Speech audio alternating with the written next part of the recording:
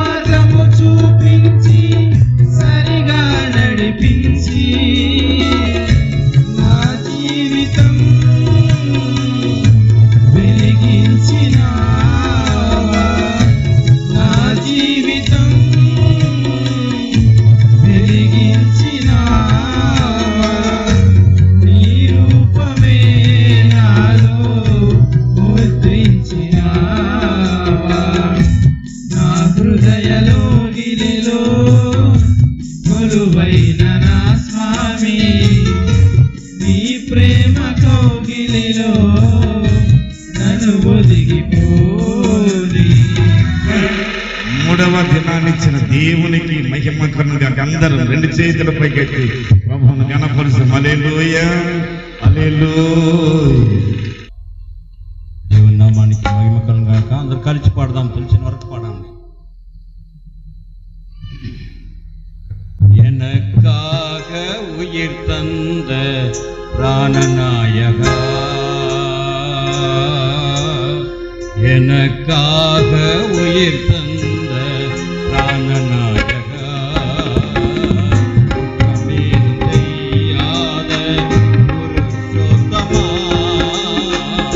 குற்றமேதும் செய்யாத புருஷோத்தமா, எனக்காக உயிர் தந்த பிராணநாயகா, எனக்காக உயிர் தந்த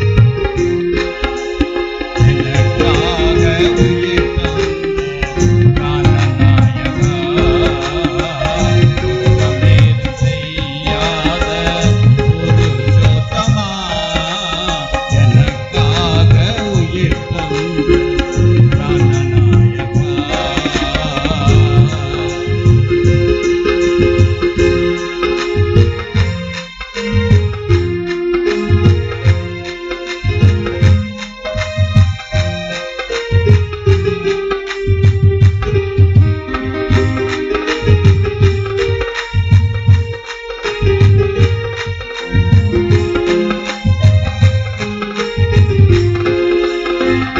ஆவியை மீட்க வந்த ஜெகத்திரதகனே,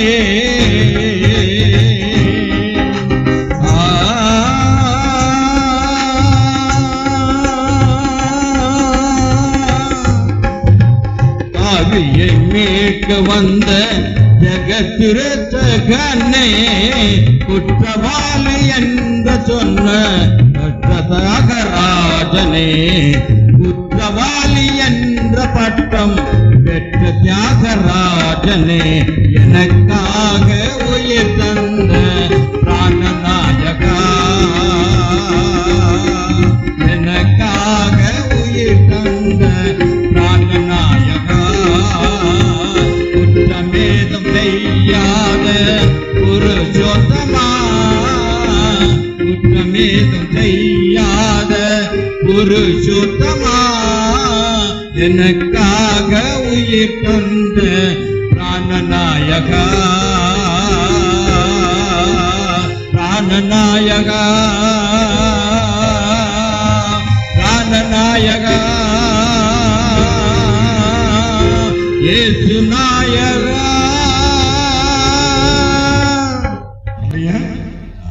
దేవుని స్తోత్రం. ఎంతమంది సంతోషంగా ఉన్నారు? హల్లెలూయా హల్లెలూయా. நீண்ட டைம் அம்மாவர்கள் எவ்வளவு நேரம் சொன்னாலும் ஆண்டவருடைய ஆசீர்வாதம் இன்றைக்கு நம்மோடு இருக்கும். அம்மா மட்டுமில்லை, பேராயர் அவருடைய பிரசன்னம் இங்க இருக்கிறது என்று சொல்லி நம்புகிறவர்கள் எத்தனை பேர்? அல்லேலூயா, அல்லேலூயா. இந்த வருடம் 2025 கேலண்டர் இசிஐ ஏம்பலம் ஒரு பக்கம், ஐயாவுடைய போட்டோ ஒரு பக்கம், எல்லா வீடுகளில் இருப்பது ஆண்டவர் தந்த ஒரு பெரிதான ஆசீர்வாதம். எப்படியாவது ஐயாவின் சார்பாக நீங்கள் ஆகணும். அவர் நின்று அமர்ந்து போயிருந்த இடத்தில் நீங்கள் உட்கார்ந்து சில வார்த்தைகள் சொல்லிதான் ஆகணும் சொல்லி மிக கட்டாயமாய் கம்பல் பண்ணதனால் இந்த நாள் நம் நடுவில் வருவது தேவனுடைய கிருபை. சாரே மாணிக்கியம் நீ மனசு கலத்த பரிசு எவ்வளவு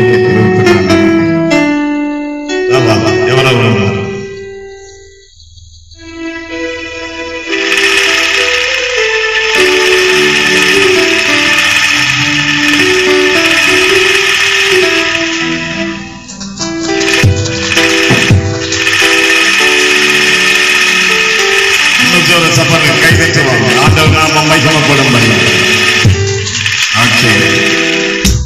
అయిపోతుందండి. ఈ సమయమందు కమిటీ వారు ఇసిఐ కమిటీ వారు మాజీ కమిటీ పెద్దలు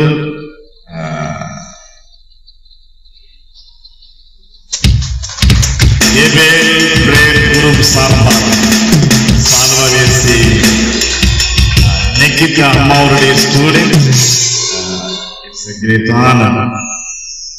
కమిటీ వారు మాజీ పెద్దలు ఇప్పుడున్న కమిటీ పెద్దలు ముందుకు వచ్చి సాల్వాతో మరిగా చేస్తారు. తర్వాత సాయి మార్గల్ సాల్వా సాయి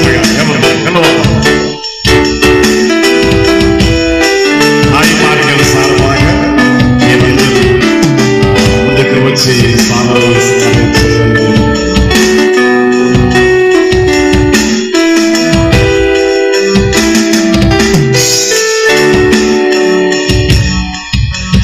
సమాజంలో ఉన్న వాళ్ళు దయచేసి వేగంగా నేర్చుకుంటే తర్వాత నేనంతా మీరే చేశారు, మీరంతా వంట నేనే చేయాలి. సమగ్రద్దు మూలగద్దు చప్పలు పెడతాం, అందరూ చప్పలు పెడతాం. It's a great honour and blessed time. Okay, ECI స్త్రీల సమాజం వాళ్ళు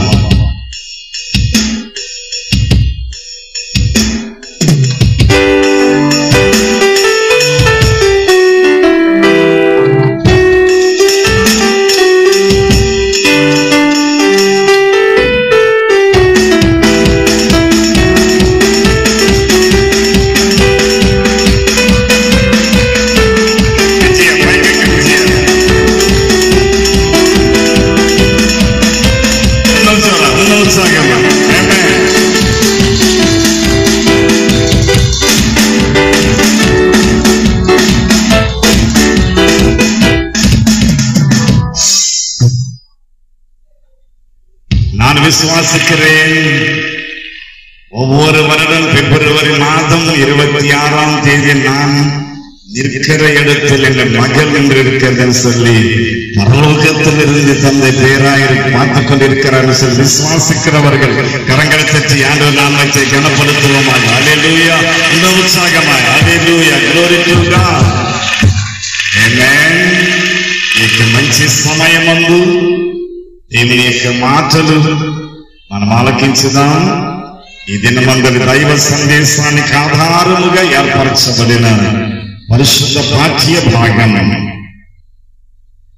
లతా జెనిఫర్ ముందుకు వచ్చి எபேசியர் 4ஆம் அதிகாரம் 1 முதல் 13ஆம் வசனம் முடிய வாசிக்கும்படியாக ஆண்டவரால் நம்முடைய திருசபைக்கு தந்திருக்கிறார் பரிசுத்த வேதாகம பகுதி. எபேசியர் 4ஆம் அதிகாரம் 1 முதல் 13ஆம் வசனம் முடிய.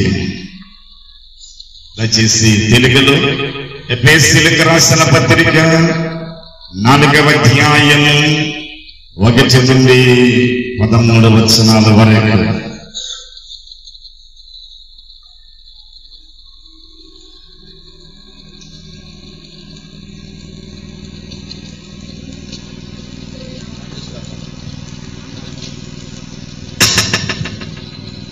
கர்த்தருடைய நாமத்துக்கு ஸ்தோத்திரம். வாசிக்கிறதான வேத வாக்கியமானது எபேசியர் 4வது அதிகாரம் 1-14 வசனம் வரை. ஆதலால் கர்த்தர் நிமித்தம் கட்டுண்டவனாகிய நான் உங்களுக்கு சொல்லுகிற புத்தி என்னவெனில், நீங்கள் அழைக்கப்பட்ட அழைப்புக்கு பாத்திரவான்களாய் நடந்து மிகுந்த மனத்தாழ்மையும் சாந்தமும் நீடிய பொறுமையும் உடையவர்களாய் அன்பினால் ஒருவரை ஒருவர் தாங்கி சமாதான கட்டினால் ஆவியின் ஒருமையை காத்துக் கொள்வதற்கு ஜாக்கிரதையாய் இருங்கள். உங்களுக்கு உண்டான அழைப்பினாலே நீங்கள் ஒரே நம்பிக்கைக்கு அழைக்கப்பட்டது போல ஒரே சரீரமும் ஒரே ஆவியும் உண்டு. ஒரே கர்த்தரும் ஒரே விசுவாசமும் ஒரே ஞான ஸ்நானமும் எல்லாருக்கும் ஒரே தேவனும் பிதாவும் உண்டு. அவர் எல்லார் மேலும் எல்லாரோடும் உங்கள் எல்லாருக்குள்ளும் இருக்கிறவர். கிறிஸ்துவனுடைய ஈவின் அளவுக்கு தக்கதாக நம்மில் அவனவனுக்கு கிருபை அளிக்கப்பட்டிருக்கிறது. ஆதலால் அவர் உன்னதத்திற்கு ஏறி சிறைப்பட்டவர்களை சிறையாக்கி மனுஷர்களுக்கு வரங்களை அளித்தார் என்று சொல்லி இருக்கிறார். ஏறினார் என்பதினாலே அவர் அதற்கு முன்னே பூமியின் தாழ்விடங்களில் இறங்கினார் என்று விளக்குகிறதல்லவா? இறங்கினவரே எல்லாவற்றையும் நிரப்பதற்காக எல்லா வானங்களுக்கும் மேலாக உன்னதத்திற்கு ஏறினவருமாயிருக்கிறார். மேலும் நாம் அனைவரும் தேவனுடைய குமாரனை பற்றும் விசுவாசத்திலும் அறிவிலும் ஒருமைப்பட்டவர்களாகி கிறிஸ்துவனுடைய நிறைவான வளர்ச்சியின் அளவுக்கு தக்க பூரண புருஷராகும் வரைக்கும் பரிசுத்தவான்கள் சீர்பொருந்தும் பொருட்டு சுவிசேஷ ஊழியத்தின் வேலைக்காகவும் கிறிஸ்துவின் சரீரமாகிய சபையானது பக்தி விருத்தி அடைவதற்காகவும் அவர் சிலரை அப்போஸ்தலராகவும் சிலரை தீர்க்கதரிசிகளாகவும் சிலரை சுவிசேஷகராகவும் சிலரை மேய்ப்பராகவும் போதகராகவும் ஏற்படுத்தினார். நாம் இனி குழந்தைகளாயிராமல் மனுஷருடைய சூதும் வஞ்சிக்கிறதற்கு ஏதுவான தந்திரமுள்ள போதகமாகிய பலவித காற்றினாலே அலைகளைப் போல அடிபட்டு அலைகிறவர்களாயிராமல் அன்புடன் சத்தியத்தை கைக்கொண்டு தலையாகிய கிறிஸ்துவுக்குள் எல்லாவற்றிலேயும் நாம் வளர்கிறவர்களாயிருக்கும்படியாக அப்படி செய்தார். ஆமென்.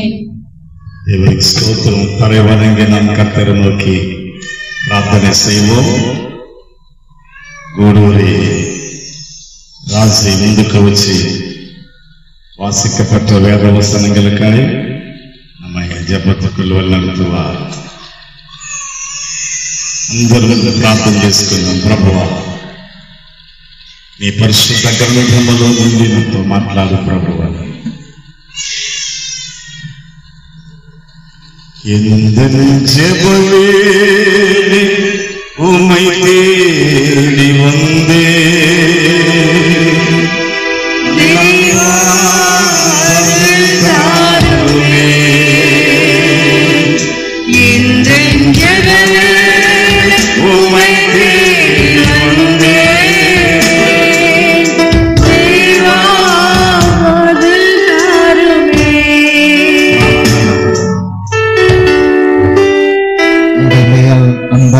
எங்கள் பரம தகப்பனே இயேசுப்பா, உமக்கு கோடான கோடி நன்றி ஆண்டவரே. இந்த அருமையான வேலை மாலை வேலை தந்ததற்காக கோடான கோடி நன்றி ஆண்டவரே. இந்த 3 நாள் கூட்டத்தை சிறப்பாக நடத்துவதற்கு உமக்கு நன்றி ஆண்டவரே. இது ஆண்டவரே, இன்று உங்களுடைய வார்த்தையாக எபேசியர் 4ஆம் அதிகாரத்திலிருந்து உங்களுடைய வார்த்தையை நம்ம கேட்க போகிறோம் ஆண்டவரே. இந்த வார்த்தை ஒவ்வொரு மனதிலும் ஆழமாக படிய வேண்டும் ஆண்டவரே. இந்த வார்த்தையின்படி நாங்கள் நடத்தி சித்தம் செய்யும் ஆண்டவரே. ஆமென். ఓకే, దయచేసి కూర్చోండి. మనం నేరడిగా కర్తడి செய்திக்கு நாம் கடந்து செல்வோம். ఈ రాత్రి మన మధ్యకు వచ్చినటువంటి బిషప్ అమ్మ அவர்களை நம்ம அனைவரும் இன்னொரு முறை கரங்களை தட்டி செய்திக்கு நாம் வரவேற்கிறோம். ஹல்லேலூயா, ஹல்லேலூயா. பிஷப் அம்மாவை கூப்பிடக்கூடிய வாய்ப்பு ஆண்டவர்களுக்கு தந்ததுக்காக நான் ஆண்டவருக்கு நன்றி செலுத்திருக்கிறேன். நான் 19 80வது வருடத்தில் மெட்ராஸ் பைபிள் செமினரில் படிக்கும்போது நம்ம நடுவில் பிஷப் அம்மா ஒரு சிறு பிள்ளையா இருக்கிறேன். ஐயா அமெரிக்காவுக்கு போகும்போதெல்லாம் சில ரிமோட் காரில் ரிமோட் டாய்ஸ் கொண்டு வருவார். அந்த ரிமோட் அமுக்கி அந்த பொம்மை போனால் நானும் திருப்பத்தூர் ஜெய்பால், அது பிறகு இப்போ பிஷப் பிரசிடென்டா இருக்கிறான ஓனேசி, நாங்கள் 3 பேர் ஓடி போய் அந்த காரை கொண்டு வந்து திருப்பி கொடுக்கணும். திரும்பி ரிமோட் அமுக்க திரும்பி வாழணும். ஓகே, அப்படி டைமுக்கு கொடுக்கலன்னு அம்மா அந்த பேராயர் அம்மா அவர்கள் விட மாட்டார்கள். அந்த வயசுல இருந்து நான் அறிந்திருக்கிறேன். அவருக்கு இடமில் இருக்கிற மரியாதை எப்பாவது ஆபீஸுக்கு போகும்போது அம்மா இருக்கிற சாம்பருக்கு போனால் உடனே எழுந்து நின்று அம்மா நீ நிற்க வேண்டாம் உட்காருங்க சொன்னாலும் அந்த மன்னிட்டு பேசும். அப்பேற்பட்ட தாழ்மையா இருதயத்தோடு ஆண்டவரிடம் நான் செல்லுகிறேன். இந்த ஊழியத்தை நீங்கள் சுமக்கணும் சொல்லி ஈஸியாய் திருசபைகளுடைய அந்த பாரத்தை வைக்கப்பட்டிருக்கிறார். ஆண்டவர் வருகிற வரை 2056 1 crore new presence, 1 lakh ECA churches India முழுவதும் எல்லா மூக்கன் ஸ்ட்ரீட் அண்ட் மெயின் பிளேசஸ் இருக்கிற மனுஷன் தரிசனத்தினுடைய பாதையில் நாம் ஓடி சொல்லுகிறோம். அந்த பாதையில் அம்மா அவர்களுக்கு ஆண்டவர் துணையாக இருந்து ஆண்டவர் பெரிதான காரியங்களை செய்யும்படி இசியாய் ஏபேல் பிரேயர் குரூப் ஒருபோதும் மறந்து விடாமல் பிரேயர் பண்ணுங்கள். கர்த்தர் செய்து கடந்து செல்வோம். கரங்களை பற்றி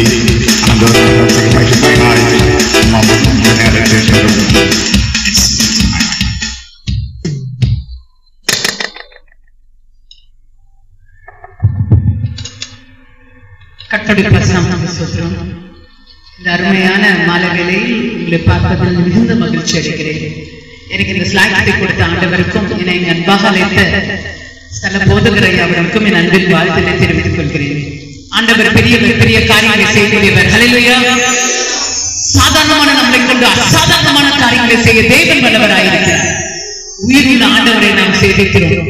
இந்த 48வது ஆண்டு விழாவை காண தேவன் உங்களுக்கு பாருங்க கிருபைகளுக்காக நான் ஆண்டவரை துதிக்கிறேன். 48 வருடம் ஆண்டவர் உங்களை கண்ணன் மணியை போல பாதுகாத்து வைத்து இங்கே அவரை துதிக்க அவரை மகிமைப்படுத்த ஒரு கூட்ட ஆத்மாக இந்த பம்மல் இடத்தில் ஆண்டவர் ஏற்படுத்தி வைத்திருக்கிற கிருபைகளுக்காக நான் ஆண்டவரை துதிக்கிறேன். ஆண்டவர் எவ்வளவு பெரியவர் பாருங்க. ஒவ்வொரு ஆண்டும் நீங்கள் இந்த ஆண்டு விழாவை அனுசரிக்கும் போது எதை நீங்க ஞாபகத்தில் வச்சிருக்கணும்னா இந்த அழகான தேவாலயம் உருவதற்காக இந்த ஆரம்ப கால ஊழியம் பண்ணாங்க பாத்தீங்களா, அவங்க ஒரு நாளும் மறக்கக்கூடாது. ஏன்னா அந்த ஆரம்ப கால ஊழியம்ன்றது மிகவும் கடினமான ஊழியம்.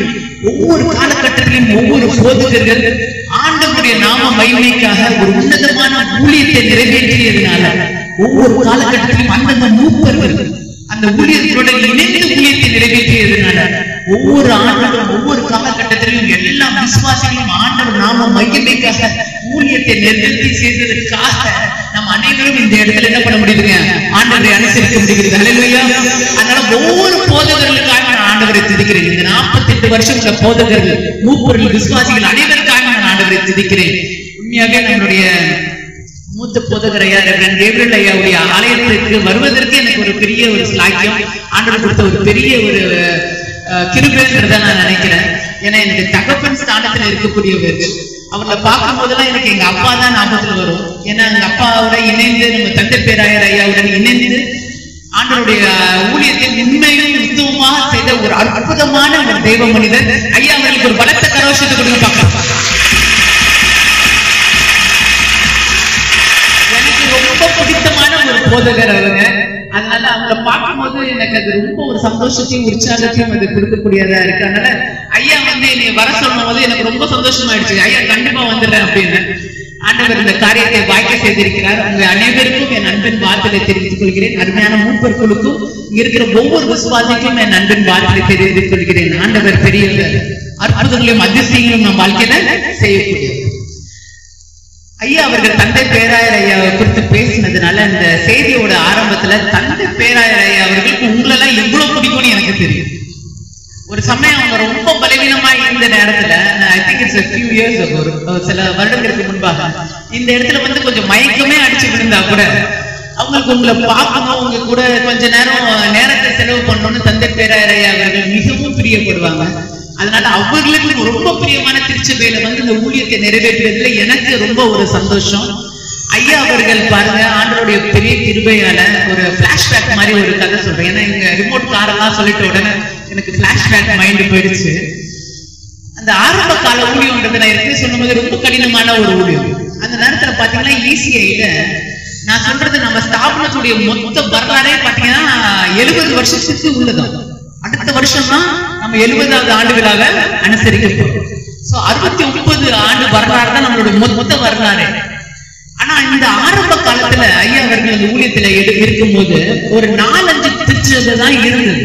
அப்போ அது வெறும் அந்த குடிசை மாதிரி இருந்த சின்ன திருச்சபை. அப்போ ஐயா அவர்கள் வந்து ஒரு கோல், அதாவது ஒரு டார்கெட் வச்சாங்க. ஒரு தரிசனமா என்ன சொன்னாங்கன்னா, ஒரு 100 திருச்சபை என்ன பண்ணணும், நம்மளுடைய ECIல உருவாக்கணும்னு சொன்னாங்க. 100 திருச்சபைன்னு சொன்ன உடனே எல்லாரும் சிரிக்க ஆரம்பிச்சாங்க. இது எப்படி சாத்தியமாகும்? இவங்களுக்கு இருக்கிறது 4-5 திருச்சபை தானே இருக்கு, அதுவும் சின்ன சின்ன திருச்சபையா இருக்கு, இது எப்படி சாத்தியமாகும் சொல்லிட்டு என்ன பண்ணாங்க, எல்லாரும் கிண்டல் பண்ணிருக்காங்க, கேலி பண்ணிருக்காங்க. ஆனா நம்மளுடைய தந்தை பேராயர் ஐயா அவர்கள் வைராக்கியமா சொன்னாங்கன்னா, ஒரு 100 திருச்சபை கண்டிப்பா ECI இருக்கும்னு சொல்லிட்டு அப்ப எல்லாரும் ஒரு விரலத்துக்கு என்ன பண்ணுவோம், 100 திருச்சபை. நான் சின்ன பிள்ளையா இருக்கும்போது அப்படி ஒரு போட்டோ கூட இன்னும் இருக்கு. நான் ஒரு 100 திருச்சபை அப்படின்னு சொன்ன ஒரு போட்டோ. அந்த 100 திருச்சபை வந்து எல்லாரும் கிண்டல் பண்ணாங்க, கேலி பண்ணாங்க. நான் ஆண்டவர் பாருங்க அந்த திருச்சபைகளை சாத்தியமாக்கினார். 100 திருச்சபை நம்மளுடைய ஸ்தாபனத்துக்கு ECIக்கு 100வது திருச்சபை வந்து அந்த 100 திருச்சபை வரும்போது அப்ப ஆண்டவர் அவர்களுக்கு கொடுத்த அந்த வாக்குத்தத்த வசனம் வந்து இதோ திறந்த வாசலை உனக்கு முன்பாக வைத்திருக்கிறேன், அது ஒருவனும் கூட்ட மாட்டான் அப்படின்னு. அந்த திறந்த வாசல் ஆண்டவர் வச்சிருக்காரு. 100 திருச்சபை அடைஞ்சிருக்கு.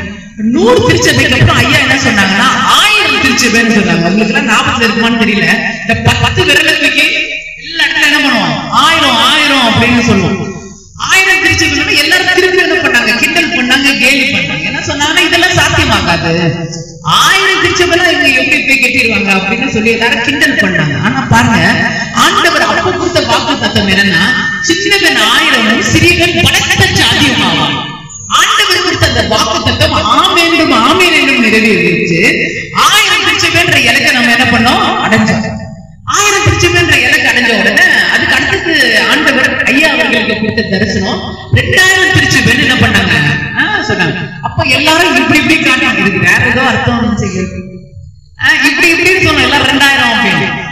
அப்படி 2000 திருச்சபையோட திருப்பி என்ன பண்ணாங்க, எல்லாரும் கிண்டல் பண்ணாங்க, கேலி பண்ணாங்க. ஆனா ஆண்டவர் அந்த காரியத்தையும் என்ன பண்ணாங்க, வாய்க்க செஞ்சாங்க. அப்போ ஐயா வந்து சரி நம்ம இதுக்கப்புறம் 1000 எதுக்கு போனோம், ஒரே லட்சமா போயிடலாம்னு சொல்லிட்டு என்ன பண்ணிட்டாங்க, 1 லட்சம் திருச்சபை நம்மளுடைய செக்ஷனரி விஷன் 1 lakh churches by 2056 1 லட்சம் திருச்சபைன்ற மாபெரும் தரிசனம். இப்போ ஆண்டவர் 10,000 திருச்சபைகளை நம்ம இந்தியா முழுவதும் கொடுத்திருக்கிறார். அல்லேலூயா. 1 லட்சம் திருச்சபைகளை இப்ப கூட நிறைய பேர் கிண்டல் பண்ணுவாங்களா இருக்கும், கேலி பண்ணுவாங்க, சாத்தியம் இல்லைன்னு. ஆனால் தேவனால் கூடாத காரியம் ஒன்றுமே இல்லை. ஆண்டவரால் எல்லாம் நம்ம பரிசுத்தி நடவாமல் விசுவாசிச்சு நடக்கும். நம்ம கண்ணுக்கு தெரியல, இது எப்படி ஆகும் நமக்கு புரியல, ஆனால் ஆண்டவர் காரியங்களை வாய்க்க செய்ய வல்லவராயிருக்கிறார். அப்ப நம்ம எப்படி இருக்கணும், அந்த 48வது வருஷத்துல நம்மளுடைய எண்ணம் எப்படி இருக்கணும்னா, நம்ம திருச்சபைக்குள்ளேயே ஊழியர்களை பண்ணாம வெளியே போய் ஆண்டவருக்காக ஆத்ம ஆதாயம் பண்ணக்கூடியவர்களா நீங்க ஒவ்வொருவரும் வர தேவன் உங்கள் அனைவருக்கும் கிருபை பாராட்டுவாரா. ஏன் சாமி நான் மட்டும் பொறுப்பட்டு நான் மட்டும் சந்தோஷப்பட்டு போறதுக்கு இல்ல, ஆண்டவர் அறியாத ஜனங்களுக்கு ஆண்டவரை குறிச்சு போய் சொல்ல வேண்டியது உங்களுக்கும் எனக்கும் மேல உள்ள ஒரு பெரிய கடமை. அப்போ இது அங்கே போட்டவங்க மட்டும்தான் பண்ணக்கூடிய ஊழியம் இல்ல, சாமியை போட்டு ருசிச்சு பார்த்தா போதும். ஆண்டவர் நல்லவர்ன்றது உங்களுக்கு தெரிஞ்சா இன்னொருத்தங்களுக்கு போய் என்ன பண்ணுங்க, ஆண்டவரை குறிச்சு சொல்லுங்க. இது உங்களுக்கும் எனக்கும் உள்ள ஒரு பெரிய கடமை. அதனால என்ன பண்ணிருக்கோம், 2025 ஆண்டுல சென்னை பேராயத்துல அங்க ஒரு தரிசனம் வச்சிருக்கோம். என்ன தரிசனம்னா, ஒவ்வொரு திருச்சபையும் ஒரு கிளை திருச்சபையை உருவாக்கணும். ஹல்லேலூயா. ஒவ்வொரு கிளை திருச்சபை என்ன பண்ணணும், ஒவ்வொரு திருச்சபையும் ஒரு கிளை திருச்சபையை உருவாக்கணும். ஒவ்வொரு விசுவாசிகளும் ஒரு ஊழியக்காரர்களா மாறணும். கொஞ்சம் யோசித்து பாருங்க. அங்கே போடுறவங்க மட்டும் இல்லாம இங்க இருக்கிற அத்தனை பேரும் பைபிள் எடுத்துட்டு சாமிக்காக ஏதாவது செய்ய போற வைராக்கியமா எழுதிட்டீங்கன்னு வச்சுங்க, எவ்வளவு அற்புதமா இருக்கு பாத்தீங்களா. ஆண்டவர் காரியங்களை வாக்கிய செய்ய வல்லவராயிருக்கிறார். அந்த ஒரு இதுல பாருங்க, கடந்த 10 மாசத்துல போன ஏப்ரல்ல இருந்து இந்த பிப்ரவரி வரைக்கும் சென்னை பேராயத்துல 15 புது இடங்களை வாங்கி புது ஆலயங்களை கட்டி பிரதிஷ்டை செய்ய தேவன் கிருபை பாராட்டி இருக்கிறார். 3 கம்யூனிட்டி ஹால், 2 பார்சனேஜ். ஆண்டவர் பெரிய காரியங்களை செய்து கொண்டிருக்கிறார். 10 மாசத்துல இந்த காரியம் சாத்தியம்னா ஆண்டவர் எவ்வளவு அற்புதங்களை பொங்கல் திருச்சபையில செய்ய வல்லவராயிருக்கிறார். அப்ப நம்மளுக்குள்ள ஒரு வைராக்கியம் இருக்கணும். என்ன வைராக்கியம் இருக்கணும்னா, ஆண்டவரே இந்த காரியங்களை உங்களுக்காக நான் செய்யறேன். இப்போ நம்ம ஒவ்வொரு தடவையும் நம்ம கணவர்கிட்ட என்ன சொல்லுவோம், உங்களுக்காக நான் எவ்வளவு செஞ்சிருக்கீங்க சொல்லுவோம்ல, சொல்லுவீங்கல்ல.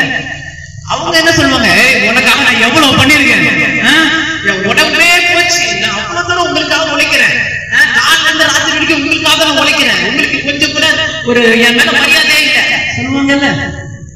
பிள்ளைங்கிட்ட நீங்க என்ன சொல்றீங்க, ஐயோ அப்பா எவ்வளவு கஷ்டப்பட்டு இருப்பாரு, உனக்கு ரத்தத்தை வேறுவையா சிந்தனை, இதெல்லாம் பிள்ளைங்கிட்ட சொல்லுவோம்.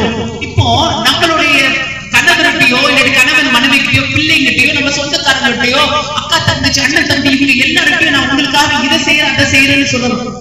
சாமி தவிர நம்மளால சொல்ல முடியுமா, ஆண்டவர் உங்களுக்காக நான் எவ்வளவு செஞ்சிருக்கேன்னு சொல்ல முடியுமா? சொல்லவே முடியாது இல்லைங்களா. சோ நம்மளுக்கு எப்படி இருக்கணும்னா, சாமிகிட்ட ஒவ்வொருத்தரையும் எனக்கு இது வேணும் அது வேணும்னு கேட்கறத தாண்டி ஆண்டவர் உங்களுக்காக நான் என்ன பண்ணணும், ஹல்லேலூயா, உங்களுக்காக நான் என்ன பண்ணணும் சாமி, எல்லாருக்காக எல்லாமே பண்ணிட்டேன், தப்பு இல்ல, அது ஆண்டவர் நமக்கு கொடுத்த கடமை செய்யணும், ஆண்டவருக்காக எதையாவது செய்யணும் இல்ல. அப்படிப்பட்ட வைராக்கியத்தை ஆண்டவர் உங்களுக்கும் எனக்கும் கொடுக்க வல்லவராயிருக்கிறார். அப்ப இந்த 48வது ஆண்டு விழால நீங்க என்ன முடிவு பண்ணணும்னா, ஆண்டவருக்காக நான் எதையாவது செய்ய போறேன். நான் ஒரு ஆசீர்வாத வசனத்தை தான் பேசணும்னு நினைச்சேன், ஆனா அதோட தாண்டி இது ரொம்ப முக்கியமா என் மனசுல தோணுன காரியத்தை உங்ககிட்ட என்ன பண்ண போறேன், பகிர்ந்து கொள்ள போறேன். ஆண்டவருக்காக நம்ம என்ன பண்ணலாம்? அப்போஸ்தலர் 9ஆம் அதிகாரம் 31வது வசனம். இதுதான் இந்த திருச்சபைக்கு ஆண்டவர் கொடுக்கிற ஒரு செய்தி. சபைகள் சமாதானம் பெற்று பக்தி விருத்தி அடைந்து கர்த்தருக்கு பயப்படுகிற பயத்தோடும் பரிசுத்த ஆவியின் ஆறுதலோடும் நடந்து பெருகின. ஹல்லேலூயா. அந்த வசனத்துடைய ஆரம்பத்துல பாத்தீங்கன்னா அங்க சபைகளை குறிச்சு போட்டிருக்காங்க, சமேரியா யூதேயா இது மாதிரி சபைகளை குறிச்சு போட்டிருக்காங்க. இப்ப நம்ம என்ன வாசிக்க போறோம்னா, பம்மல் திருச்சபை வாசிக்க பார்க்கலாம். பம்மல் திருச்சபை சமாதானம் பெற்று பக்தி விருத்தி அடைந்து கர்த்தருக்கு பயப்படுகிற பயத்தோடும் பரிசுத்த ஆவியானவருடைய ஆறுதலோடும் நடந்து பெருகின. ஹல்லேலூயா. இப்ப நம்ம திருச்சபை என்ன பண்ணணுங்க, அப்படிதான் ஆகும். நம்ம பேராலயம், நம்ம சவுத் ஆந்திரா டயசஸ் அப்படிதான் ஆகும். ஆண்டவருக்காக நான் என்ன பண்ணணும் வைராக்கியமா நம்ம என்ன பண்ண போறோம், செய்ய போறோம். அப்ப சபைகள் ஒரு பெருக்கத்துக்கு வரணும்னா அப்படின்னா அது செய்ய போற 4 காரியங்களை மட்டும் உங்ககிட்ட என்ன பண்ண போறேன், உங்ககிட்ட சொல்லி நான் கடந்து செல்ல ஆசைப்படுகிறேன். முதலாவது பாருங்க, சபைகள் என்ன பண்ணிச்சுங்கன்னா சமாதானம் பெற்று பார்க்கிறோம். முதல்ல ரொம்ப முக்கியமானது என்னன்னா, சமாதானமா இருக்க வேண்டியது மிகவும் அவசியம். எனக்கு உண்மையாவே ரொம்ப அருமையான அந்த சகோதரர் சொன்ன சாட்சி ரொம்ப பிடிச்சிருச்சு. கூகுள் மேப்பை பார்த்துட்டு இந்த ஆலயத்துக்குள்ள வந்த ஒரு சகோதரர் எப்படியாவது எல்லாரும் ஜபத்துல கொண்டு போகணும்னு அவங்களுக்கு ஆண்டவர் கொடுத்த ஒரு வைராக்கியம். காலையில 4:30 மணிக்கு எழும்புறது எவ்வளவு கஷ்டம். ஆனா பாருங்க, ஆண்டவர் அவங்களுக்கு கொடுத்திருக்கிற அந்த வைராக்கியம் உங்களை எல்லாரும் இணைச்சு ஒரு ஜபம் பண்ணணும்னு ஒரு உற்சாகம் இருக்கு இல்லைங்களா. அதே மாதிரி நம்மளுக்கு இருக்கிற அனைவருக்கும் இருக்க வேண்டியது ஒரு சமாதானத்தின் ஆவியை ஆண்டவர் என்ன பண்ணணும், கட்டளை எழுதணும். ஆண்டவர் உங்களுக்கும் எனக்கும் சமாதானத்தை கொடுக்க வல்லவராய் இருக்கிறார். ஹல்லேலூயா. ஆண்டவர் கேட்கணும், ஆண்டவரே சமாதானமா இருக்க எனக்கு கிருபை பாராட்டுங்க. ஒரு திருச்சபையில சமாதானம் இருந்துச்சுன்னா, ஒருத்தர் விட்டு கொடுத்து நம்ம சமாதானமா இருக்கோம்னா இந்த திருச்சபையில ஒரு பெரிய வளர்ச்சி ஆண்டவர் கொடுப்பார். உங்க குடும்பத்துல நீங்க சமாதானமா இருந்தீங்கன்னா அங்க ஆண்டவர் உங்க குடும்பத்துல ஒரு ஒற்றுமையை கொடுத்தாருன்னா, அங்க சமாதானம் இருந்துச்சுன்னா உங்க குடும்பம் ஒரு அபரிதமான வளர்ச்சியை ஆண்டவர் கேட்கணும், ஆண்டவரே எல்லா விஷயத்திலும் சமாதானமா இருக்க எனக்கு கிருபை பாராட்டுங்க. நான் சின்ன வயசுல நான் என்ன நினைச்சேன்னா, அந்த ஆவிக்குரிய கனிகள் இருக்கு பாத்தீங்களா, அதுல சந்தோஷம்லாம் ரொம்ப முக்கியம்னு நினைச்சேன் ஒரு காலத்துல. ஆனா இப்போ வயது ஆக ஆக எனக்கு ஒரு விஷயம் நல்லா தெரியும். சந்தோஷத்தை காட்டிலும் ரொம்ப முக்கியமானது என்ன தெரியுமா? சமாதானமா இருக்கிறது. நீங்க சமாதானமா இல்லைன்னா சந்தோஷத்தை கூட அனுபவிக்கவே முடியாது. அப்ப ஆண்டவர்கிட்ட நம்ம கேட்க வேண்டியது, ஆண்டவரே சமாதானமா இருக்க எனக்கு கிருபை பாராட்டுங்க. ஏன்னா ஆண்டவருக்கு சமாதானத்தின் தேவன் ஒரு நாமம் உண்டு. ஆண்டவருக்கு ஒரு பேரு இருக்கு. என்ன பேரு? சமாதானத்தின் தேவன். இந்த சமாதானத்தின் தேவன் பாருங்க, ஆண்டவர் அதனாலதான் பூமியில பிறக்கும் போது தேவ தூதர்கள் என்ன சொன்னாங்கன்னா, உங்களுக்கு சமாதானம் உண்டாவாதாக. ஆண்டவர் சிலுவையில பாட அனுபவிக்கிறதுக்கு முன்னாடி அவருடைய சீடர்கள் எல்லாம் பார்த்து சொல்றாரு, நான் உங்களுக்கு சமாதானத்தை விட்டு போகிறேன். ஆண்டவர் உங்களுக்கு விட்டுட்டு போறேன்னு சொல்லல, காசு விட்டுட்டு போறேன்னு சொல்லல, என்ன விட்டுட்டு போறேன்னு சொன்னாரு? சமாதானத்தை. அப்போ அந்த சிலுவையில பாட அனுபவிக்கிறதுக்கு முன்னாடி கூட ஆண்டவர் நமக்கு எதை விட்டுட்டு போறேன்னு சொன்னாருன்னா சமாதானத்தை விட்டுட்டு. அப்ப இந்த சமாதானம் எவ்வளவு முக்கியமான ஒரு விஷயமா இருக்கு பாருங்க. இந்த சமாதானம் என்னை பொறுத்த வரைக்கும் இப்போ நம்ம கிட்ட இருந்துதான் ஆரம்பிக்கும். நான் சமாதானமா இருந்தேன்னா என் குடும்பம் சமாதானமா இருக்கும். என் குடும்பம் சமாதானமா இருந்துச்சுன்னா என் தெரு சமாதானமா இருக்கும். என் தெரு சமாதானமா இருந்தா என் ஊரு சமாதானமா இருக்கும். ஊரு சமாதானமா இருந்தா நாடு சமாதானமா இருக்கும். நாடு சமாதானமா இருந்தா உலகமே. சமாதானம் எங்க இருந்து ஆரம்பிக்குது? நம்ம மனசு சமாதானமா இல்லைன்னா நம்மளை சுத்தி எதுவுமே சமாதானமாவே இருக்காது. உங்க வீட்டுல ஏதாவது பிரச்சனைன்னு வச்சீங்களேன், நீங்க நினைக்கிறீங்க உங்க மாமியார் காரணம், மாமனார் காரணம், உங்க நாத்தனார் காரணம் நீங்க நினைக்கிறீங்க. ஆனா இல்லைங்க, உங்க வீட்டுல சமாதானம் இல்லைன்னா அவங்க இவங்க எல்லாம் காரணம் இல்ல. யாரு காரணம்? நம்ம தான் காரணம். இதை சொல்றதுக்கு கஷ்டமா இருக்கும், ஆனா அதுதான் உண்மை. நம்ம சமாதானமா இருந்தா நம்மளை சுத்தி எல்லாமே சமாதானமா இருக்கும். அப்ப சமாதானமா இருக்கிறது எப்படின்னு நான் சொல்றேன். ஏன்னா அதுவும் விசேஷமா இங்க நிறைய பெண்கள் இருக்கிறீங்க, எனக்கு தெரியுது.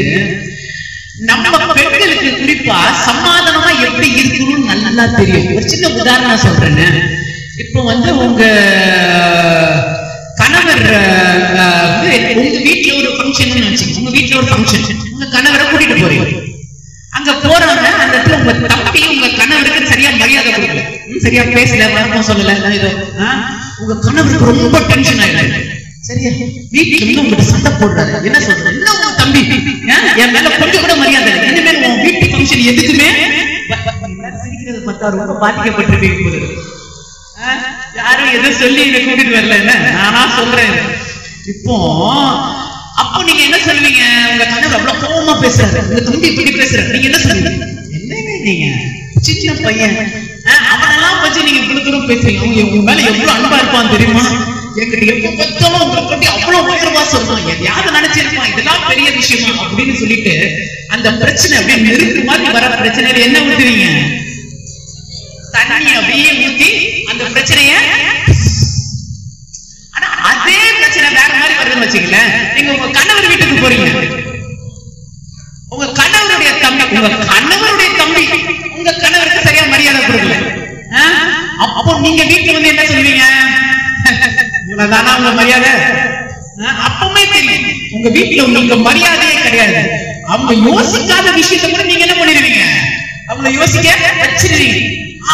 பிரச்சனை. அப்போ நீங்க அந்த பிரச்சனை நெருப்பா வர பிரச்சனையில ஊத்துறது தண்ணி இல்ல, என்ன ஊத்துறீங்க? எண்ணெயே ஊத்துறீங்க. அங்க புசு புசுன்னு என்ன இருக்குங்க, பெரிய பிரச்சனையா. அப்போ நம்ம எல்லாருக்குமே எந்த பிரச்சனையில தண்ணியை ஊத்தணும், எந்த பிரச்சனையில எண்ணெயை ஊத்தணும் நமக்கு தெரியும். நான் என்ன சொல்றேன்னா, ஆண்டவர் நமக்கு சமாதானத்தை தேவை. அப்போ நம்ம எப்படி இருக்கணும்னா, we all should be agents of peace. நம்ம எல்லாரும் சமாதான தூதுவர்களா இருக்கணும். அப்ப ஒரு பிரச்சனை வருதுன்னு தெரிஞ்சவங்க, பிரச்சனையா இருக்கலாம், உங்க வீடா இருக்கலாம், உங்க ஆபீஸா இருக்கலாம், நீங்க வேலை செய்யற எந்த ஒரு இடத்துல இருக்கலாம், ஒரு பிரச்சனை உருவாகுதுன்னா முதல் ஆளா போய் அந்த பிரச்சனையை அணைத்து விட தேவன் நம்மளுக்கு கிருபை பாராட்டணும். இல்லையா? ஒரு பிரச்சனை உருவாக ஒரு கமிட்டியில ஒரு சின்ன சலசலப்பா ஒரு பிரச்சனையா உடனே போய் ஒரு பெரிய விஷயமா எவ்வளவு ஊழியம் இருக்கு, எவ்வளவு காரியம் இருக்கு நம்மளுக்கு பாக்குறது, இதெல்லாம் விட்டு தெரிஞ்சு அடுத்தது என்னன்னு பார்த்துட்டு போலான்னு அந்த பிரச்சனையை ஒண்ணுமே இல்லாம ஆக்க தேவன் உங்களுக்கும் எனக்கும் கிருபை பாராட்டுவாராக. ஒவ்வொரு கிறிஸ்தவனும் அடிப்படையில எப்படி இருக்கணும்னா சமாதானத்தை நாடக்கூடியவர்களா இருக்கும். அதனாலதான் ஆண்டவருக்கு சமாதானத்தின் தேவன்னு பேரு. ஆனா நீங்க அந்த கல்லறை எல்லாம் போய் பாத்தீங்கன்னு வச்சுங்களேன், கல்லறைக்கு போனீங்கன்னா கல்லறை தோட்டத்துல RIP போட்டிருப்பாங்க, பாத்திருக்கீங்களா? RIP அப்படின்னா என்ன அர்த்தம்னா ரெஸ்ட் இன் பீஸ். எனக்கு என்ன புரியலன்னா அங்க போய் ஏன் சமாதானமா இருக்கணும்? அங்க இருக்கிறவங்க கையை கால விரல கூட அசைக்கவே முடியாது. நான் என்ன நினைக்கிறேன்னா LIP live in peace, உயிரோட இருக்கும் போது சமாதானமா இருக்க தேவன் உங்களுக்கும் எனக்கும் கிருபை பாராட்டுவாராக. அல்லேலூயா. உயிரோட இருக்கும்போது சமாதானமா இருக்கணும். அதுக்கப்புறம் போய் சமாதானமா இருந்தா என்ன இல்லைன்னா ஆண்டவர்கிட்ட கேட்கணும், ஆண்டவரே எப்பொழுதும் சமாதானமா இருக்க எனக்கு கிருபை பாராட்டுங்க. அப்ப முதல்ல ஒரு திருச்சபையில ஒரு பெருக்கம் வரணும், ஒரு வளர்ச்சி வரணும் அப்படின்னா முதல் வேண்டியது என்னது? சமாதானம். ஒரு குடும்பத்திலையும் சமாதானம் இருக்கணும். எங்க போனாலும் உங்களை கூப்பிடணும். ஒரு பிரச்சனைனா என்ன கூப்பிடணும்னா, அம்மா நீங்க வாங்க, இங்க ஒரு பிரச்சனை இருக்குன்னு கூப்பிடணும். ஐயா வாங்க, உடனே போன் பண்ணணும். பிரச்சனை வாங்கன்னா நீங்க போய் அந்த பிரச்சனைய 2 பாட்டில் இருக்கு, ஒண்ணு கெரசின், ஒண்ணு எண்ணெய், இன்னொன்னு தண்ணி. முதல்ல எடுத்துட்டு போய் தண்ணி ஊத்த தேவன் என்ன பண்ண உங்களுக்கு கிருபை. சமாதானமா இருக்க தேவன் என்ன பண்ணணும் உங்களுக்கு எனக்கும் ஒரு கிருபை. ரெண்டாவது பாத்தீங்கன்னா, so the first thing that is most important in a church is to have peace. முதலாவது என்ன முக்கியங்க? சமாதானம். இரண்டாவது பாருங்க என்னன்னா பக்தி விருத்தி அடையுது. அடுத்தது என்ன அந்த வேதத்துல பார்க்கணும்னா பக்தி விருத்தி அடையுது. ஆங்கிலத்துல பக்தி விருத்தின்றது edification, to build each other up. எதுக்காக நம்ம சபையில இருக்கிறோம்னா ஒருத்தர் தாண்டி பிடிச்சு வைத்து விட ஒரு பிரச்சனை வந்து தடுமாறும் போது so we are here to edify each other. ஒருத்தர் உற்சாகப்படுத்துறது, to encourage each other, to build each other. so ஒரு பிரச்சனை வரும்போது பக்தி விருத்தினா என்னன்னா ஒரு பிரச்சனை துவண்டு போறோம் அந்த மாதிரி நடத்துல மூப்பர்களா இருக்கட்டும், சபையில இருக்கிற பெரியவங்களா இருக்கட்டும், சின்ன பிள்ளைகளா இருக்கட்டும், ஓடி போய் அவங்க கீழே விழாம அவங்க என்ன பண்ணணும், பிடிச்சு நிறுத்து. முடியலையா அப்படின்னு சோர்ந்து விழும் போது அவங்க என்ன பண்ணுவாங்க, தூக்கி நிறுத்துறதா இருக்கணும். திருச்சபை எப்படி இருக்கணும்னா பக்தி விருத்தி உடையவர்களா இருக்க வேண்டியது மிகவும் அவசியம். 1 கொரிந்தியர் 8:1 பார்க்கிறோம், ஒருவருக்கு ஒருவர் எப்படி இருக்கணுமா பக்தி விருத்தி உண்டாக வேண்டும் என்றால் நமக்கு வேண்டியது அன்பு. அதாவது என்ன ரொம்ப முக்கியமா, அறிவு இருமாப்பை உண்டாக்கும், அன்போ பக்தி விருத்தியை உண்டாக்கும். அறிவு ரொம்ப இருந்துச்சுன்னு வச்சுங்களேன், ரொம்ப படிச்சுட்டாங்க, அறிவு இருக்கும், அன்பு இல்லாம மனுஷனுக்கு அன்பு இருக்கணும். அப்பதான் பக்தி விருத்தி என்ன பண்ண முடியும், ஒருத்தர் உற்சாகப்படுத்தணும். சவுத் ஆப்பிரிக்கால ஒரு பிஷப் இருந்தாங்க, அவங்க பேரு Desmond Tutu. South African bishop, Nobel prize winner. அவர் வந்து சொன்ன ஒரு விஷயம் உபென்டு அப்படின்னு ஒரு வார்த்தையை சொன்னார். சொல்லுங்க பார்க்கலாம்.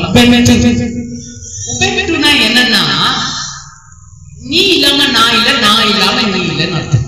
நம்ம ஒருத்தர் I am because you are because I am. நம்ம ஒருத்தர் என்ன பண்றோம், நம்ம இண்டிபெண்டன்ட் நினைச்சாலும் இல்ல, நம்ம டிபெண்டன்ட் ஆன் ஒன் அதர். நீங்க சந்தோஷமா இருந்தா நான் சந்தோஷமா இருப்பேன், நான் சந்தோஷமா இருந்தா நீங்க சந்தோஷமா இருப்பீங்க.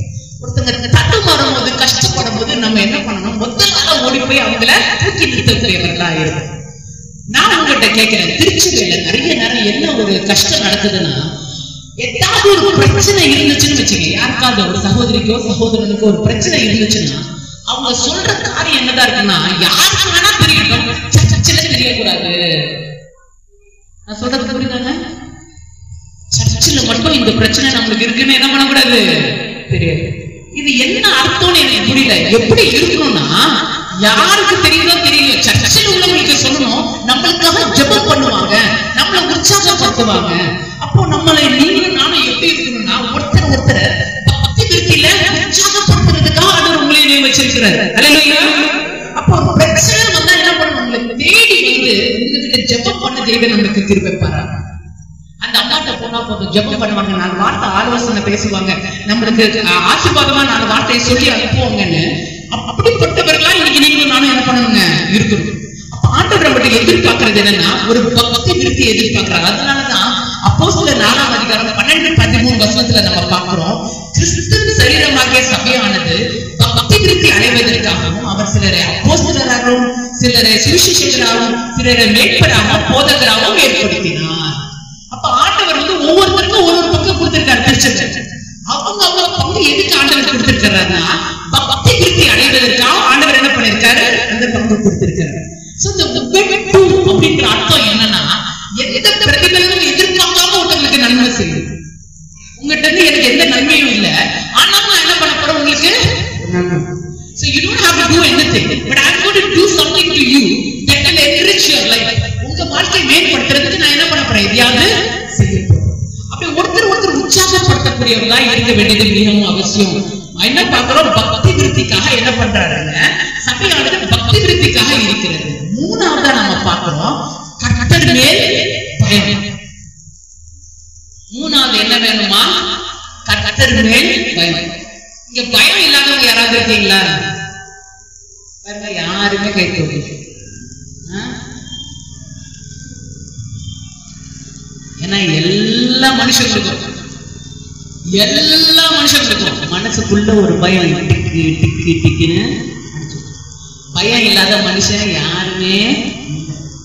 ஆனா ஆண்களுக்கும் பெண்களுக்கும் ஒரு வித்தியாசம் இருக்கு, நான் பார்த்திருக்கேன். என்ன வித்தியாசம்னா, பெண்கள் ஈஸியா வெளியே வந்து சொல்லிடுவாங்க, எனக்கு பயமா இருக்குங்க, இருட்டா இருக்கு, நான் போகல அப்படின்னா பொங்கல தானே பயப்பட. ஆனா அதே பயம் ஆண்களுக்கும் இருக்கும், ஆனா அவங்க வெளியே சொல்லவே முடியாது. அந்த பயம் இல்லாத மனுஷங்க யாருமே இல்லை. எல்லாருக்குமே ஒரு பயம் இருக்கு. இப்போ சமீபத்தில் நடந்த ஒரு சம்பவத்தை மட்டும் உங்களுக்கு சொல்றேன். அதாவது இந்த ஜூன் மாசம் மணிப்பூர்ல ஒரு சர்ச் டெடிகேஷனுக்காக நான் போயிருந்தேன். மணிப்பூர்ல உங்க எல்லாருக்கும் தெரியும் 350 தேவாலயங்கள் எரித்து தரமட்டமாக்கப்படும். அதுல 8 சர்ச்சு நம்மளுடைய இந்திய சுவிசேஷ சர்ச் ECI சர்ச் 8 சர்ச்சை எரிச்சிட்டாங்க. சோ அதுல ஒரு சர்ச்சை நாங்க சென்னை பேராயத்துல கெட்டி கொடுத்தோம். அதை டெடிகேட் பண்றதுக்கு நான் தான் வரணும்னு சொல்லிட்டாங்க. நான் போனேன். அங்க மணிப்பூருக்கு போனவொடனே இப்போ இன்னும் அந்த பதட்டம் இருக்கு, அப்போ இன்னும் அந்த பதட்டம் இருந்துகிட்டே தான் இருக்கு. ஒரு 100 மீட்டருக்கு ஒரு தடவை நிறுத்துவாங்க, செக் எல்லாம் பண்ணுவாங்க, ஆதார் கார்டு எல்லாம் செக் பண்ணி அப்படிதான் இதை அனுப்பிச்சுட்டு இருந்தாங்க. சோ அந்த டெடிகேஷனுக்காக நாங்க போயிட்டு டெடிகேஷனுக்காக போகும்போது அந்த கிராமத்துல போய் சேர்ந்தா அந்த டெடிகேஷன் பண்ண வேண்டிய சர்ச்சு ஒரு பிரிட்ஜ் தாண்டி தான் அந்த சர்ச்சுக்கு போகணும். கார்ல இருந்து எல்லாம் இறங்கி வரும். அந்த பிரிட்ஜ் பார்த்தீங்கன்னா கரெக்டா இந்த அளவு தான் இருக்கு. அந்த பிரிட்ஜ் அது ஒரு மர பிரிட்ஜ், உடன் பிரிட்ஜ், மர பிரிட்ஜ். அந்த பிரிட்ஜ் எப்படி இட்டு போயிருக்கு, அது எப்படி நிக்குதுன்னே எனக்கு தெரியல. சரிங்களா? such an old wooden bridge that I had to go across to go and dedicate the church. ரொம்ப பழைய இட்டு போன ஒரு பிரிட்ஜ். இதை பார்த்த உடனே என் மனசுல இதுலயா நடக்க போறோம் அப்படின்ற மாதிரி ஒரு பயம் ஆயிடுச்சு. அதுவும் நான் ஆக்ரோபோபிக் அப்படின்னா ரொம்ப உயரத்திலிருந்து பார்த்தா எனக்கு கொஞ்சம் பயம் இருக்கு. ஆனா பாருங்க, இந்த இடத்துல அந்த தண்ணி மட்டும் அது பாதாளத்துல இருக்கு, தண்ணி கீழே இருக்கு. தண்ணி பார்த்தா அது அவ்வளவு போர்ஸ்ஃபுல்லா என்ன பண்ணுங்க, தண்ணி ஓடுது. இந்த காத்து அடிச்சு இந்த பிரிட்ஜ் இந்த பக்கத்துல கடற்கரை அந்த ஊர் ஜனங்களே கிராஸ் பண்ண மாட்டேங்கிறாங்க. எல்லாரும் பயந்து போய் நிக்கிறாங்க. இப்போ நம்ம கூட வந்த பாஸ்டர்ஸ் எல்லாம் என்ன பண்ணாங்கன்னா, அம்மா ரொம்ப தைரியம், அம்மா முதல் போவாங்க. இத பார்த்த உடனே எனக்குள்ள என்ன நடக்குதுன்னு எனக்கு மட்டும் தான் தெரியும். இவங்க எல்லாம் தைரியம் என் பின்னாடி நிக்கிறேன், நான் நிக்கிறேன். நான் பொதுவா பயந்த மாதிரி காட்டவே மாட்டேன். ஐயோ கடவுளே, இந்த இடத்துல என்ன பண்றீங்க சாமின்னு நான் ஆண்டவர்கிட்ட மனசுக்குள்ள பேசிட்டு இந்த பிரிட்ஜை பார்த்துட்டு இருக்கு. இதுல உண்மையா நம்ம போறோம். அப்போ நம்ம தந்தை பேரைய இந்த ஒண்ணு சொன்னது அந்த ஞாபகம் வந்தது. என்ன ஞாபகம் வந்ததுன்னா, அவங்களுடைய 80வது பிறந்த நாள், 80th பர்த்டே, 6 வருஷத்துக்கு முன்னாடி தந்தை பேரையிட்ட நான் கேட்டேன், அப்பா உங்களுக்கு ஏதாவது நிறைவேறாத ஆசை ஏதாவது இருக்கா, உங்களுக்கு ஏதாவது ஆசை இருக்காப்பா நிறைவேறாங்க? அப்பா அவங்க சொன்னா, ஆமா எனக்கு ஒரே ஒரு நிறைவேறாத ஆசை இருக்கு. எனக்கு IMM பணித்தளத்துல மிஷனரி பணித்தளத்துல ரத்த சாட்சியா மறிக்கணும்னு ஆசை, அது நிறைவேறாத ஆசையா இருக்கு அப்படின்னு சொன்னேன். அப்படி சொன்ன உடனே நான் சொன்னேன், ஐயோ கடவுளே, உங்களை வச்சு நிறைவேறாத ஆசைய ஆண்டவர் என்னை வச்சு நிறைவேற்றாருன்னு நான் பாக்குறேன். அப்போ இது இப்படிதான் நடக்குது. இது எங்க எனக்கு ஞாபகம் வருதுன்னா, மணிப்பூர்ல அந்த பிரிட்ஜுக்கு முன்னாடி அந்த பிரிட்ஜ் கடகடன்னு ஆடுது, என் மனசு கடகடன்னு ஆடுது. இப்படியே நின்றுட்டே இருக்கிறேன். அப்புறம் போனோம்னா சரி, அங்க ஏதோ நடக்க போகுது அப்படின்றதுல வீடியோ வேற. நான் சிரிச்சுக்கிட்டு மனசுக்குள்ள பயம் சிரிச்சுக்கிட்டு சொல்லிட்டு என்ன பண்ணிட்டேன், நடுன்னு கிராஸ் பண்ணிட்டேன். போயிட்ட பிறகு அந்த டெடிகேஷன் எல்லாம் முடிச்சு திருப்பி வரும்போது எனக்கு அந்த பிரிட்ஜ் மேல பயமே இல்லை. ஒரு தடவை தான் பயம் இருந்தது, திருப்பி வரும்போது அந்த பயம் இல்லை. எந்த விஷயத்துக்காக நீங்க பயப்படுறீங்களோ அந்த விஷயத்தை ஆண்டவர் கூட இருக்காங்க, தைரியமா செய்ய. ஆண்டவர் காரியங்களை வாழ்க்கை செய்ய வல்லவராயிருக்கிறார். நம்ம ஒவ்வொருத்தருக்கும் வாழ்க்கையில ஒரு காலம் இருக்கு, இதை எப்படிதான் எடுத்து நடத்துறது, இப்படி பண்றது. ஆனா எனக்கு ஆண்டவர் மேல கண்ண முடியத்தனமான ஒரு நம்பிக்கை. ஆண்டவர் கொண்டு வந்து ஆண்டவர் பார்த்துக்குவார். ஆண்டவர் மேல உங்களுக்கு என்ன இருக்கும், ஒரு பயம். இது என்னன்னா, இது மனுஷனுடைய பயம் இல்ல, இது கர்த்தர் மேல் இல்ல பயம். மனுஷனுக்கு பயப்படுறது வேற, ஆனா இந்த பயம் என்ன பயம்னா கர்த்தர் மேல இருக்கிற பயம். பயத்தை குறிச்சு ஒரு பெரிய ஆராய்ச்சி பண்ணிருக்காங்க. என்ன ஆராய்ச்சி பண்ணிருக்காங்கன்னா, அது சப்கான்ஷியஸ் மைண்ட், அதாவது the fear is in the subconscious mind. உங்க ஆள் மனசுக்குள்ள இருக்கிறதுதான் பயம். இந்த சின்ன குழந்தைங்களுக்கு சாப்பாடு ஊட்டுறீங்கல்ல, சாப்பாடு ஊட்டும் போது பூச்சாண்டி வரான் திருட வரான்னு நீங்க சொல்லிட்டீங்கன்னா அந்த பிள்ளைங்களுக்கு பெருசா வந்த உடனே எது மேல பயம் வருது? என்னம்மா திடீர்னு எல்லாமே பார்த்தா பூச்சாண்டி மாதிரி தெரியுது, யார பார்த்தாலும் பயமாயிடும். போலீஸ் வரான்னு பயம் சாப்பாடு ஊட்டினீங்கன்னா பெருசா வளர்ந்த பிறகு போலீஸை பார்த்தா கூட எங்க வந்துடுது? இது நம்ம மனசு, ஆள் மனசுல வெதுக்கப்பட்டது. ஆண்டவருடைய பயம்ன்றது இந்த மாதிரி இருக்கிற பயம் இல்ல. என்ன பயம்னா, யாரும் பார்க்கலன்னா கூட என் சாமி என்னை பார்த்துட்டு இருக்கிறாருன்னு ஆண்டவருக்காக பயந்து நடக்கக்கூடிய. யாரும் பார்க்கல, ஆனா யார் பார்த்துட்டு இருக்காங்க? சாமி. ஏசப்பா என்னை பார்க்கிறாரு, அதனால என் ஊழியத்தை நான் சரியா செய்யணும். ஏசப்பா பார்க்கிறாரு, அதனால என் குடும்பத்தை நான் சரியா கொண்டு போகணும். ஏசப்பா பார்க்கிறாரு, அதனால இந்த காரியத்தை பார்க்கணும். அந்த கர்த்தர் மேல் பயம். இப்போ ஆண்டவர் பாருங்க, நம்ம திருச்சபை வளர்றதுக்கு அடுத்த மூணாவது முக்கியமான காரணம் என்னன்னா, கர்த்தர் மேல் இருக்க வேண்டிய ஆண்டவர் இருக்காருன்னா நம்ம மனசுக்குள்ள ஒரு நடுக்கு இருக்கு. யாருடா என்ன சாமி பார்க்கிறாரு, ஆண்டவருக்கா கர்த்தர் மேல் இருக்க வேண்டிய ஒரு பயம். இப்போ மூணாவது நம்ம தெரிய வேண்டியது என்னன்னா, கர்த்தர் மேல் பயம். இப்ப நாலாவது என்னன்னு பாத்தீங்கன்னா, பரிசுத்த ஆவியின் ஆறுதல். நாலாவதாக என்ன பாத்தீங்கன்னா, பரிசுத்த ஆவியின் ஆறுதலுடைய திருச்சபைகளா இருக்கும். திருச்சபைகள் எப்படிப்பட்டதா இருக்குங்க? ஆறுதலுடைய place where you can find solace. இங்க வந்தா போதும், சர்ச்சுக்குள்ள வந்தா போதும், என் வாழ்க்கையில ஒரு சமாதானம் வந்துடும், ஒரு நிம்மதி வந்துடும், ஒரு ஆறுதல் வந்துடும். ஊர்ல என்ன வேணா பிரச்சனை இருக்கலாம், 6 நாள் நீங்க பிரச்சனைய சந்திக்கலாம். ஆனா சர்ச்சுக்குள்ள வந்தவங்க பரிசுத்த ஆவியானவருடைய ஆறுதல் இருக்கணும், பரிசுத்த ஆவியானவருடைய வழி நடத்துதல் இருக்கணும். பரிசுத்த ஆவியானவரோட இருக்கிறதும் இல்லாததுக்கும் ஒரு பெரிய வேறுபாடு, வித்தியாசம் இருக்கு. பரிசுத்த ஆவியானவர் இருக்கிற இடத்துல ஒரு பெரிய ஆறுதலும் சமாதானமும் இருக்கும். ஹல்லேலூயா. பரிசுத்த ஆவியானவர் வெறுமையா இருக்கிற சூழ்நிலையில, வெறுமையா இருக்குது உலகம், அந்த இடத்துல பரிசுத்த ஆவியானவர் அசைந்து ஆடி இந்த உலகம் எல்லாம் உருவாச்சு. நீங்க இன்னைக்கு உட்கார்ந்துட்டு இருக்கும்போது வெறுமையா இருக்கலாம், ஒண்ணுமே இல்லாம இருக்கலாம். But you have to believe that the spirit of the Lord is hovering over. ஆண்டவர் உங்க வாழ்க்கையில வெறுமையா இருக்கிற வாழ்க்கையில பரிசுத்த ஆவியானவர் அசைந்து ஆடுவார், அற்புதங்களை செய்ய வல்லவராய் இருக்கிறார். பரிசுத்த ஆவியானவருடைய வழி நடத்தல் இருக்கும்.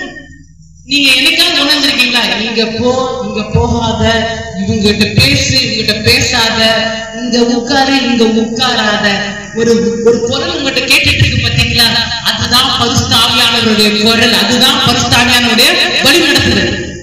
இங்க பேசாதன்னு ஆண்டவர் சொல்றா, பேசாம போயிடும். இங்க பேசு, அங்க போ, அதுதான் ஆண்டவர் சொன்னார். பிலிப்பு கிட்ட சொன்னார், அந்த எத்தியோப்பியருடைய அந்த ரதத்தோட போ. அங்க பவுல்கிட்ட சொன்னாரு, மகதலேனா போகாத. ஆண்டவர் ஒவ்வொரு இடத்துலயும் ஒவ்வொரு காரியத்தையும் ஆண்டவர் என்ன பண்றாருங்க அங்க சொல்லி நடத்துறாரு. ஆண்டவருடைய வழி நடத்துறது ரொம்ப பெரியது.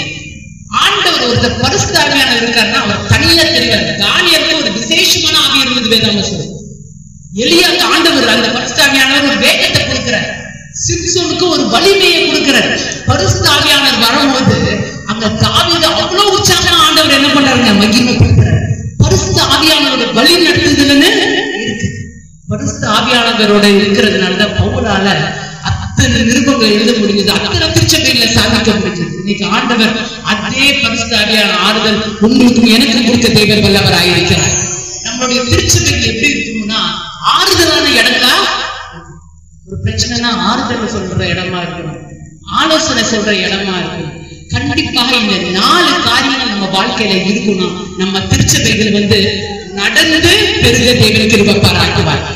இந்த திருச்சபைக்கு தனியா ஒரு தரிசனம், நம்மளுடைய 100 தரிசனம் தெரியும், 1,00,000 திருச்சபை. ஆனா பம்பல் திருச்சபைக்கு ஒரு தனி தரிசனம் இருக்கு.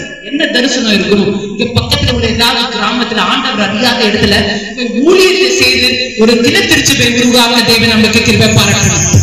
ஐயா சொல்லணும், ஐயா நான் உங்களை சும்மா விட மாட்டேன், வாங்க எங்களை கூட்டிட்டு போங்க, ஏதாவது ஒரு இடத்துல போய் ஊழியத்தை பார்ப்போம், நம்ம ஏதாவது ஒரு இடம் வாங்குவோம், ஒரு ஆலயத்தை கட்டுவோம், ஆண்டவருக்காக எதையாவது செய்வோம் வாஞ்சல் எல்லாருக்கும் இருக்கும். ஐயா மாதிரி ஒரு அற்புதமான போதகர் ஆண்டவர் உங்களுக்கு கொடுத்திருக்கிறார். ஐயாவோட இணைந்து பல ஊழியர்களை செய்ய தேவன் நம்மளுக்கு கிருபை பாராட்டணும். ஆண்டவர்கிட்ட கேட்கணும், ஆண்டவரே எனக்கு அப்படிப்பட்ட ஒரு கிருபையை, ஒரு திருச்சபைக்கு ஒரு பெருக்கம் வரணும்னா, நம்மளுடைய 100 தரிசனம் வரணும்னா இருக்கிறது போதும் நீங்க நினைக்கவே. ஏதோ இந்த சர்ச்சை சின்னதா இருந்தது, எக்ஸ்டெண்ட் பண்ண அப்புறம் பேல்கனி வச்சோம், அது போதும் நினைக்கிறாங்க. எல்லாரும் இணைந்து ஆண்டவருடைய ராஜ்யத்தை கிட்ட தேவன் நம்மளுக்கு கிருபை பாராட்டுவாராக. ஆண்டவர் அந்த கிருபை என்ன பண்ணணும், நம்மளுக்கு கொடுக்கணும். நம்ம தந்தை பேராயரையாவும் இங்க இருக்கிற பெரிய பெரிய போதகர்களும் மூத்தவர்கள் எல்லாரும் ரத்தத்தையும் வேலையும் சிந்தி உருவாக்கப்பட்டது இந்திய சுவிசேஷ திருச்சபை. இது மெயின்டெனன்ஸ் திருச்சபை இல்ல, ஏதோ டிங்கரிங் பெயிண்டிங் டைல்ஸ் எல்லாம் மாத்திர திருச்சபை மட்டும் கிடையாது.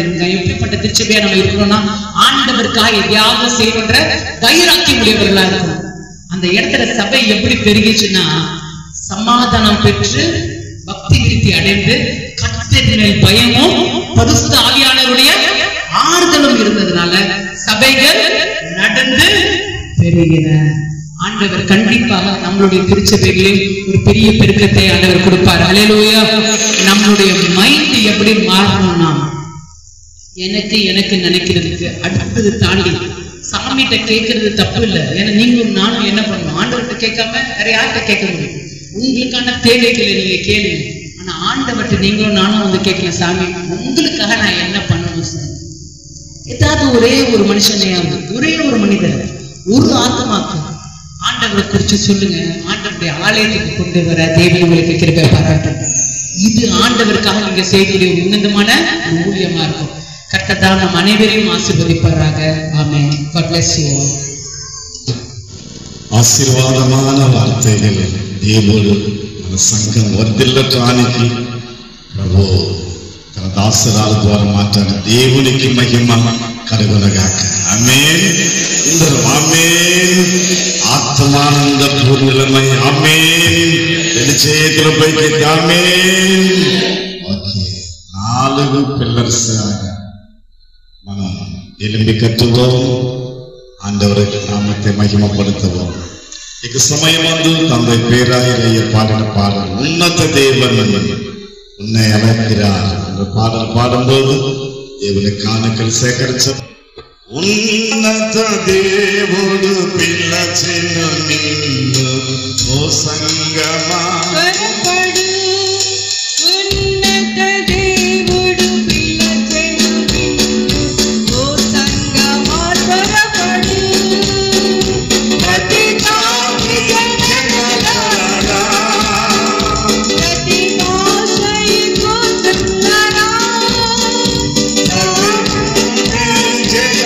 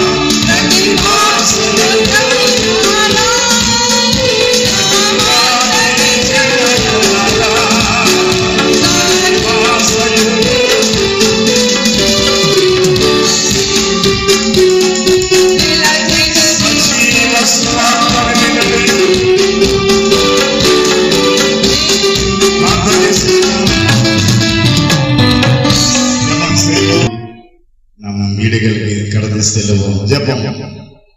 పరిశుద్ధుడమైన మా తండ్రి, నీ దాసుని హృదయములో నుండి దేశములారా గ్రామములారా కదలి రండి. కోత విస్తారం అనివారు కొద్దిమంది మాత్రమే. బయలుదేరి వెళ్ళుడి, ఫలాలు ఫలించుడి, ఫలాలతో తిరిగి రండి. 48 సంవత్సరాలు, తొలి సంవత్సరం తొలి దినాన్న ఈ గ్రామములో ఉన్న కుటుంబీకులను నీ బిడ్డల ద్వారా వేసిన కొయ్య మీద ఇంతటి మందిరాన్ని కట్టిన దేవా, నీకు స్తోత్రములు ప్రభువా. కరగలు తట్టి ఆండవ నామతే మహిమపడుతున్నవాడా. Thank you Lord. నీకు స్తోత్రం, స్తోత్రం అయ్యా. భవిష్యత్తులో నీ రాకడ వచ్చేవాడు గొప్ప కార్యాలు చేయండి. నీ కొరకు మమ్మల్ని వినియోగించుకోండి. యేసు దివ్య నామములో ప్రార్థన చేయించున్నాను తండ్రి.